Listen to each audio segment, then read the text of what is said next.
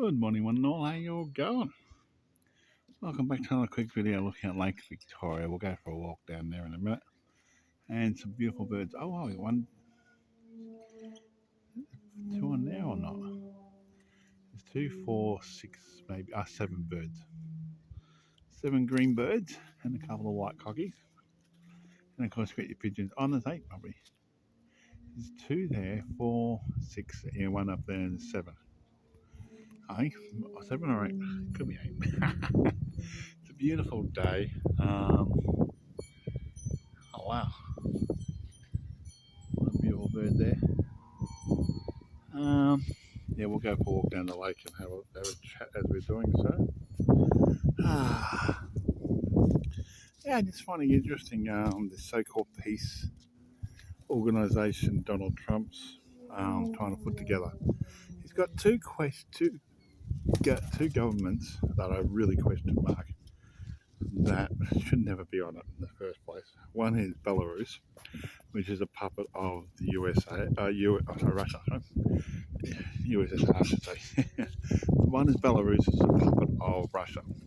So Russia will technically have two votes on this so-called peace council, or World Peace Council, and Russia itself. That kind of boggles the mind when you've got an aggressive country, and also suits the purpose of Russia because, okay, Donald Trump invades Greenland, right? First of all, creates this other organisations besides the United Nations, right? Everybody signs up. I haven't seen all the details. I would like to be able to see all the details. If anybody has all the details that they would supply to the governments, that would be really good to read, and to read everything, not just what we see so far as a person, but I like also all the nitty gritty details. So they would have at least two seats on this peace council. Belarus and Russia, they're pretty much one. Kind of defeats the purpose, really. So it would supersede the United Nations,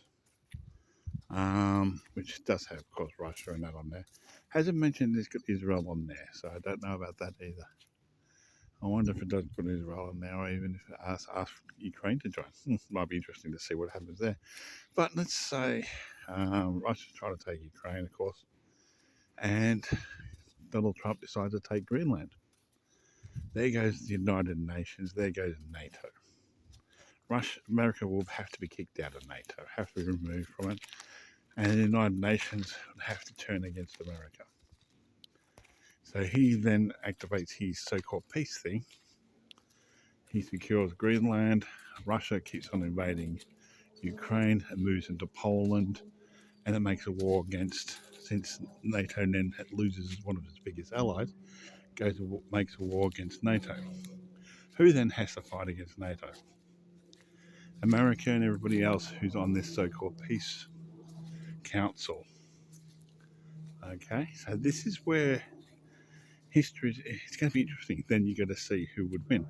Don't know if China's been asked to join this peace council, and would China fight with NATO against Russia and America, or would China stay out of it as China normally would do because it wants to invade Taiwan? So when all this shit happens, then China would be able to step into Taiwan. So by 2030, you could see a whole brand new world where you'd have the European Union and NATO fighting against not just Russia, but also against America and possibly China. America would be technically fighting with Russia against NATO because they had no choice. And honestly, the only reason why Donald Trump wants Greenland, the only real reason is because all the natural resources Greenland has. And him, as like so many other American leaders, or basically him and his type of personality, will basically strip mine Greenland and take all the resources out and give it to them. A perfect example is Venezuela. Australia, the country they took over the world and started doing that. It's not going all back to that country. America's taking its fair share of the money out of it. Really? Uh, yeah, it's not about peace. It's not about stability of the world. It's about American dominance, American greed, American selfishness, and American first policy. Okay, we've got 3 years, 2 years to wait before the next president can be voted in. I hope the American people, even the leaders, the military leaders, see how fucked up Donald Trump is actually trying to take the world. How fucked up the pathway Donald Trump's going down the world. Because Australia would have two choices: do we stay with NATO? Do we stay with NATO, the United Nations, and the treaty with England? Because we have the Five Eyes Agreement as well, and other treaties we have. There's going to be very complex tightrope if America does do what it's going to do.